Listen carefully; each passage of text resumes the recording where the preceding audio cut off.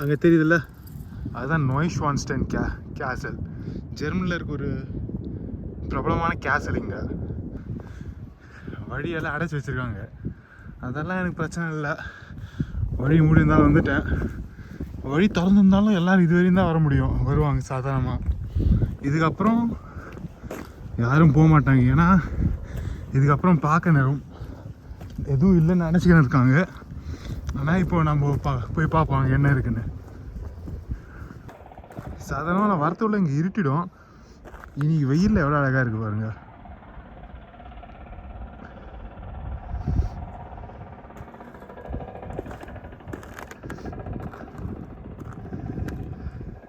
இன்னும் வெயில் தான், இன்னும் நடக்க இன்னும் 1 மணி நேரம் 2 மணி நேரம் கிட்ட நடக்க வேண்டியதாக இருக்குது. வழியெல்லாம் பனியாக தான் இருக்குது. ஸ்பைஸு கையில் வச்சுருக்கேன். போன தடவை என்ன பண்ணேன்னு தெரில, ஸ்பைக்ஸை என்ன மாதிரி பேக் பண்ணேன்னு தெரில. முடிச்சு அப்புறம் சங்கிலி கொஞ்சம் லைட்டாக சிக்கியிருக்கு. போட்டால் நடக்கலாம், ஆனால் போடுற தேவை வரல. பனி லைட்டாக இருக்குது. நான் போட்டிருக்க ஷூடே போயிடலாம். சாதாரண ஷூ போட்டுன்னு போனால் கொஞ்சம் கஷ்டம்தான், வழுக்கும். இது பார்த்திங்கன்னா நல்லா வீடும் குழியுமா இருக்குது. அதுவும் இல்லாமல் இருக்குது இது ரப்பரும் கொஞ்சம் ட்ரெக்கிங் போகிறதுக்கு இதுவாக ஏற்ற மாதிரி ரப்பரு. வைப்ராம் இருக்குல்ல, அது ட்ரெக்கிங் போகிறவங்கன்னா வைப்ராம் கீழே இருந்துச்சுன்னா அது நல்ல க்ரிப் இருக்கும்னு, லைக் கோல்ட் ஸ்டாண்டர்ட். இப்போ ஹைக் ட்ரெக் போகிறவங்களாம் கொஞ்சம் அதிகமாக போகிறாங்கன்னா எல்லாம் வைப்ராம் சோல் வச்சு தான் போவாங்க.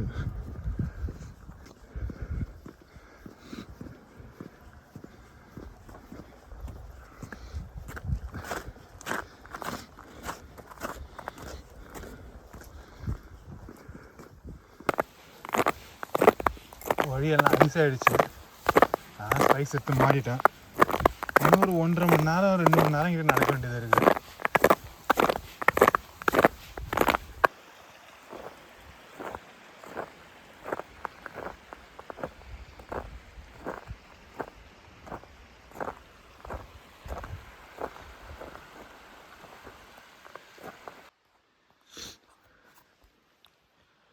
பாதை ஃபுல்லாக வெறும் ஐஸு, டிரான்ஸ்பரண்ட்டாக தெரியுது, ஆனால் மொத்தமும் ஐஸு. இதில் குச்சி பாருங்க, ஐஸில் உறைஞ்சிருக்கு. குச்சிலாம் வெளியே தெரியல, உள்ளே இருக்குது மொத்த குச்சியும். நல்ல திக்கு லேயராக ஐஸ் இருக்குது. ஸ்பைக்ஸ் இல்லைன்னா நடக்கிறது ரொம்ப கஷ்டம். வழுக்கலாம் அழகா, இப்படி வழுக்குனீங்கன்னா அழகாக கீழே போய் சீசா மாதிரி சறுக்கு மரம். இது வேறு ஸ்ட்ரெயிட்டாக இல்லை, கொஞ்சம் சாயவாக தான் இருக்குது. இங்கே கீழே உட்காந்துச்சிங்கன்னா சறுக்கு மரம் விளையாடலாம். சறுக்கு மரம் விளையாடுற மாதிரி நான் இல்லை. இன்னும் கொஞ்சம் நேரத்தில் இருட்டிடும். இருட்டுறதுக்குள்ளே வீட்டுக்கு போகணும். இருட்டுறது அப்புறமா நடந்திருக்கேன், நடப்பேன். ஆனால் எதுக்கு, இருட்டுறதுக்கு முன்னாடி வீட்டில் இருப்போம்.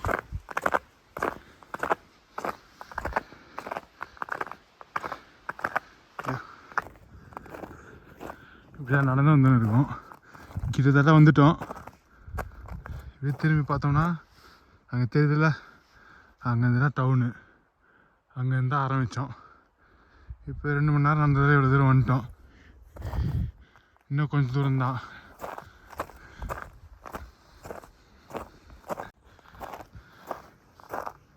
இந்த வீட்டுக்கு வந்துட்டோம். இந்த வீடு பார்த்தீங்கன்னா வீடு, ரூமு, குடிசை எப்படி வேணால் சொல்லலாம். இது வந்து டிஏவி, டோட்சே ஆல்பன்ஃபரைன். இது வந்து ஒரு கிளப்பு. மலை ஏறுறவங்கலாம் ஒரு கிளப்பு சேர்த்து வச்சுருக்காங்க. அந்த கிளப்போடது. இந்த கிளப்பில் மெம்பராக இருந்தால் ஒரு 10 € கம்மியாக இருக்கும். இங்கே பார்த்தா லைட்டெல்லாம் இருட்டி இருக்குது. இப்போ இன்னும் யாரும் இல்லை. அநேகமாக இந்த மொத்த குடிசையும் இன்றைக்கி ராத்திரி நீங்கள் ஒருத்தவங்க தான் நினைக்கிறேன். போய் கதவு திறந்துருக்கான்னு பார்ப்போம். திறந்துலன்னா சாவி வாங்கணும். வாங்கலாம், இங்கே யாரும் இல்லை.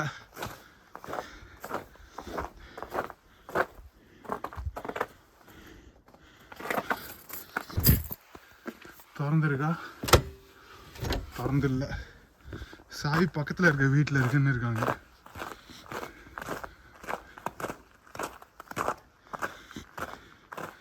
சாவி அந்த இது இல்லை.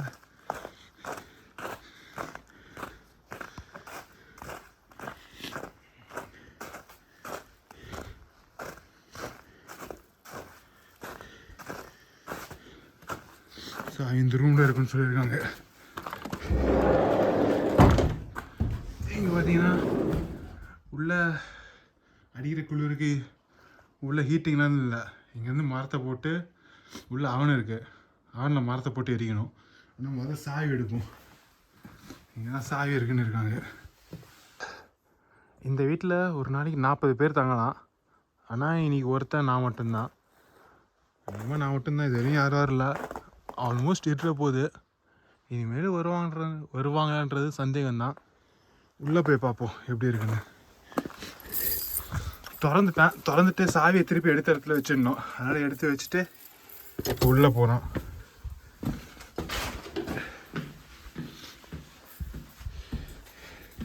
முடியலாம். இங்கே நிறைய இருக்குன்னு இருக்காங்க. வெளியே எதாவது வச்சுருந்தா நிறைய தூக்கின்னு போயிடுமா. எத்துன்னு போகிற மாதிரி எதுவும் இல்லை. நிறைய கதவு திறந்துச்சுன்னா பார்ப்போம். இதே ஷூ ரூமு. ஷூவை நம்ம வரும்போது அங்கே ஒரே இப்போ ஐஸாக இருந்துச்சு. ஒரு சில நாள் குப்பையும் மேடுமா இருக்கும். குப்பையோட வீட்டில் போகக்கூடாதுன்னு ஷூ எதாவது எடுத்துருந்தீங்கன்னா ஷூவெல்லாம் இங்கே தான் வச்சிடணும். ஷூவு இங்கே தான் இருக்கணும். பேக்கையும் இங்கே தான் வச்சிடணும். பேக்கெல்லாம் உள்ளே எடுத்துன்னு போகக்கூடாது. இப்போ நான் ஷூவையும் பேக்கையும் மாட்டிட்டு அப்புறம் உள்ளே என்ன இருக்குன்னு காட்டுறேன். நான் போட்டு வந்த ஷூ இது தான். இது சாதாரண நீங்கள் நம்ம வீட்டில் போட்டுற மாதிரி ரன்னிங் ஷூலாம் இல்லை. இது பார்த்தீங்கன்னா மடங்கெல்லாம் மடங்காது.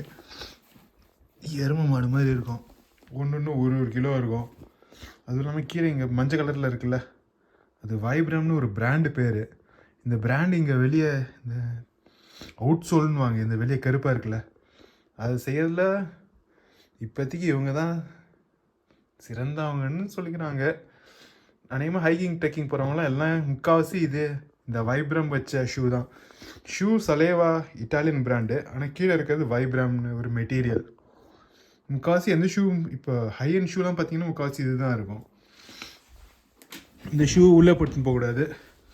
நான் வீட்டிலேருந்து வீட்டுக்கு போகிற ஷூ எடுத்துன்னு வந்திருந்தேன். அதை போட்டுன்னு இப்போ உள்ளே போய் பார்ப்போம் எப்படி இருக்குன்னு.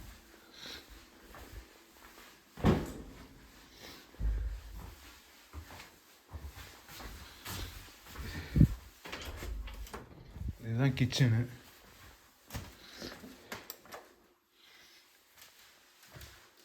கிச்சனில் தாராளமாக டைமில் ஒரு 20 பேர் உட்காந்து சாப்பிட்லாம்.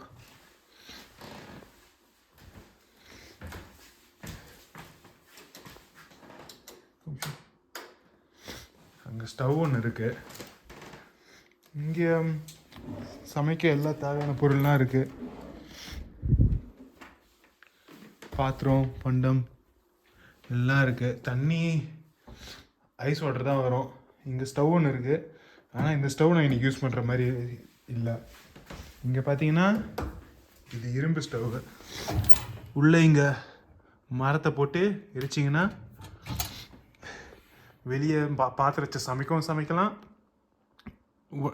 இடமும் சூடான மாதிரி இருக்கும். இங்கே ஹீட்டர்லாம் எதுவும் இல்லை. அதனால் இப்போ ரூம் இப்படி இருந்தாலும் இங்கே குளிர தான் செய்யுது. லைட்டு இங்கே கரண்ட்டு லைன்லாம் கிடையாது. இங்கே மேலே ஒரு பேனல், சோலார் பேனல் இருக்குது. அதில் வர கரண்ட்டு தான். அதனால் இப்போ நான் சோலார் பேனல் அந்த கரண்ட்டில் நான் இப்போது ஸ்டவ்வை பற்ற வச்சேன்னா அப்புறம் லைட்டு கரண்ட்டு இருக்காம போயிடுவலாம். எப்படி இருந்தாலும் இங்கே குளிருது. இது பற்ற வச்சா வெப்பத்துக்கு வெப்பமாக வச்சு மேலே வச்சு எதாவது சமைக்கலாம். இப்போ முதல்ல பசிக்குது. ஆனால் அதுக்கு முன்னாடி முதல்ல இங்கே நெருப்பு ஆரம்பிச்சுட்டு அப்புறம் அடுத்த வேலையை பார்ப்போம். விறகுலே 3 வகை இருக்குது. ஒன்று பெருசு, இன்னொன்று சின்னது, இன்னொன்று கூட சின்னதாக இருந்தால் ஒன்று நல்லாயிருக்கும். ஏன்னா இது வந்து நெருப்பு பற்ற லேட் ஆகும். ஆனால் ஒன்ஸ் பற்றுச்சுன்னா நல்லா எரியும். இது பற்ற கொஞ்சம் லேட் ஆகும், ஓரளவு எரியும். இது சட்டுன்னு பற்றிடும். அதனால் இப்போ என்ன இதுன்னா முதல்ல இது லைட், இதுக்கு நம்ம ஊர் கற்பூரம் மாதிரி இது லைட்டாக நீங்கள் வத்தி குச்சி வச்சு நீங்கள் பற்றி விட்டீங்க, இது நல்லா பற்றிக்கும். இது பற்றி இது முதல்ல எரியும். இது எரிஞ்சு பெரிய கட்டை எரியும். ஏன்னா உங்களுக்கு பெரிய கட்டையில் இருந்தால் வெப்பம் வரும். அதனால் இன்னும் கூட எனக்கு பெருசாக வேணும். இது கொஞ்சம் உடைக்க பார்க்கலாம். பார்ப்போம்.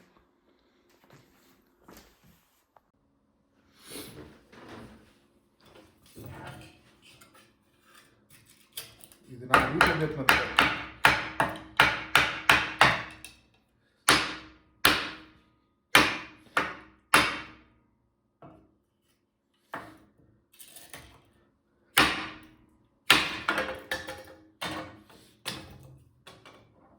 இது என்னைக்கு ஓட்டுறது. இங்கே பார்த்தீங்கன்னா ஒரு பெரிய கட்டை வச்சுருக்கேன், கொஞ்சம் கொஞ்சம் சின்ன கட்டை வச்சுருக்கேன். இப்போ இதை பற்றி உள்ளே போடுவோம். இருந்தாலும் லைட்டராக எடுத்துகிட்டு வந்தேன்.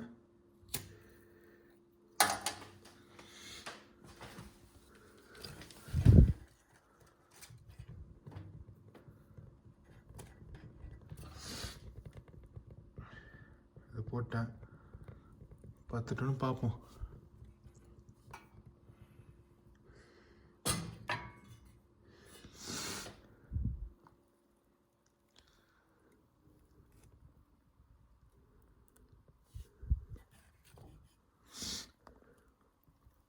இது கீழே இங்கே திறந்து வச்சுருக்கேன்னா காற்று இது வழியாக போய் இங்கே உள்ளே ஓட்ட தெரியுதுங்களா, அது வழியாக காற்று வரும்.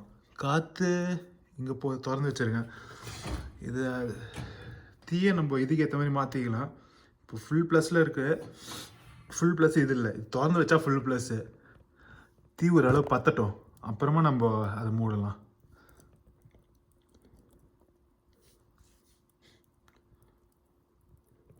ஓரளவு பற்ற ஆரம்பிச்சிடுச்சு. நெருப்பு பற்ற வச்சாச்சு, அதுவும் நல்லா பற்றி எரியுது. இப்போ சாப்பிட என்ன பார்ப்போமா. முதல்ல இங்கே மேலே மரம் லைட்டாக தண்ணியாக இருக்கிறதுனால மேலே மரத்தை இங்கே வச்சு காய வச்சுருக்கேன். ஏன்னா இங்கே நெருப்பு தெரியுதுல்ல, மொத்த இடமும் வெப்பமாகும். ஆனால் இது இரும்பு தண்டவாளம்னு நினைக்கிறேன், சுட லேட்டாகும். இது இங்கே தான் நெருப்பு வெப்பம் அதிகமாக இருக்கும். பாத்திரம்லாம் இங்கே இருக்குது. பாத்திரத்தில் முதல்ல தண்ணியை வைப்போம். எப்படின்னா தண்ணி சூடாக கொஞ்சம் நேரம் ஆகும், பாத்திரம் சூடாகவும் கொஞ்சம் நேரம் ஆகும். இதில் தண்ணியை கொஞ்சம் வச்சு இது மேலே உள்ளே வைப்போம். அதுக்குள்ளே நம்ம சாப்பாடு என்னென்னு பார்ப்போம். வீட்டிலேருந்து வரும்போதே இன்றைக்கி ராத்திரி என்ன சமைக்கலாம் ரெடி பண்ணி எடுத்துன்னு வந்துட்டேன். இந்த பருப்பு, இது நம்ம ஊர் பருப்பு மாதிரி, இதை போட்டு இன்றைக்கி சூப்பு. அந்த சூப்பில் உருளை 4 வச்சுருக்கேன், கேரட்டு கொஞ்சம் வச்சுருக்கேன். உப்பு இங்கே இருக்குமா இல்லையான்னு தெரில, அதனால் நான் வரும்போதே எடுத்துன்னு வந்துட்டேன். வெங்காயம் 1 இருக்குது, பூண்டு 4 இருக்குது. இது மசாலா தனியாத்தூள், சீரகம், கொஞ்சோண்டு மிளகாத்தூள், மஞ்சத்தூள் 4 தனித்தனி எடுத்துனால எல்லாம் ஒன்றா போட்டு கலந்து டப்பாவில் எடுத்துன்னு வந்துட்டேன். இதுதான். இதை இப்போ கட் பண்ணிட்டு பார்ப்போம்.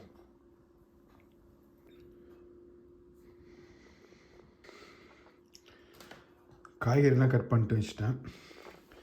தண்ணியும் சுட்டுடுச்சு, லைட்டாக கொதி வந்துடுச்சு. இந்த பருப்பை போட்டு கொஞ்ச நேரம் வேகட்டும். பருப்பு முதல்ல வேகட்டும், அப்புறம் காயை உள்ளே போடுவோம்.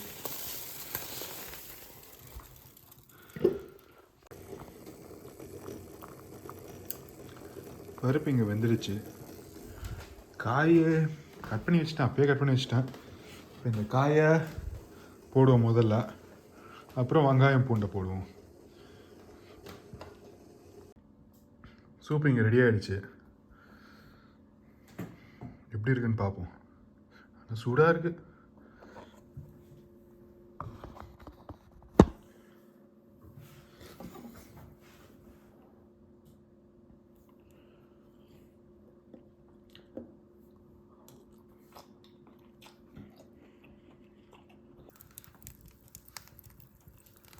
மணி இன்னும் 7 கூட ஆகலை, அதுக்குள்ளே சாப்பிட்டேன்.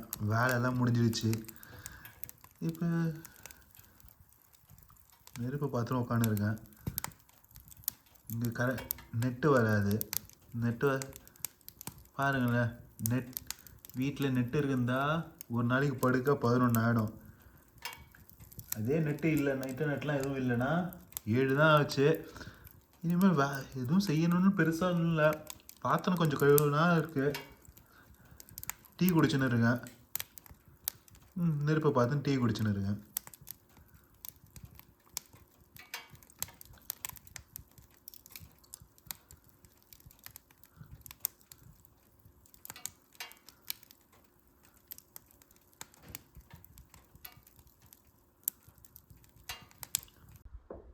கீழே கிச்சனு பாத்ரூம்லாம் இருக்குது.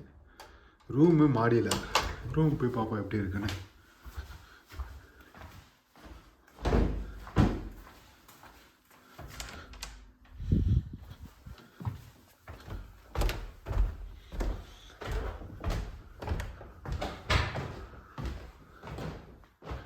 எந்த ரூம் நம்மளுக்கு இனி கொடுத்துருக்காங்க? இது இல்லை, இதுதான். இந்த ரூமில் ஒரு பெட்டு. இங்கே எந்த பெட்டுனா எடுத்துக்கலாம். நான் அதிகமாக இந்த பெட் எடுப்பேன். நான் இருக்கேன், எல்லா பெட்டும் ஒன்று தான். இங்கே எப்போவுமே இங்கே உங்களுக்கு நம்ம ஊரில் இது கொடுப்பாங்க.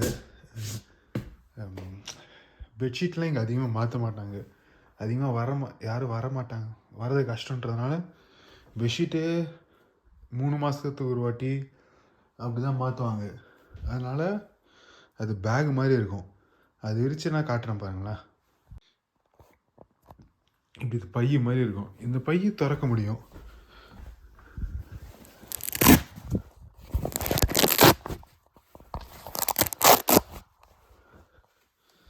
பையை இப்படி திறந்துக்கலாம். திறந்து உள்ளே போய் படுத்துட்டு மூடிக்கலாம். இப்படி உள்ளே படுத்துருந்தால் நம்ம பெட்ஷீட்டை தொட மாட்டோம், பெட்ஷீட்டு நம்மளை தொடாது. இது வந்து நான் வரும்போது எல்லோரும் வரும்போது எடுத்துன்னு வரணும். இது நான் வீட்டுக்கு போய் துவைச்சிப்பேன். வேலையெல்லாம் முடிஞ்சிடுச்சு. மணி 9 தான் ஆகுது. படுத்துட்டேன். குளிர போதும் 1க்கு 2 பெட்ஷீட்டு போட்டேன். நாளைக்கு காலைல பார்ப்போம். Good night. Good morning. ராத்திரி நல்லா தூங்கினேன். மணி இப்போ 5 ஆகுது. ராத்திரி குளிரெல்லாம் இல்லை. 2 பெட்ஷீட் போட்டது பெருசாக எதுவும் தெரியல. கீழே போய் அடுத்த வேலையை பார்ப்போம்.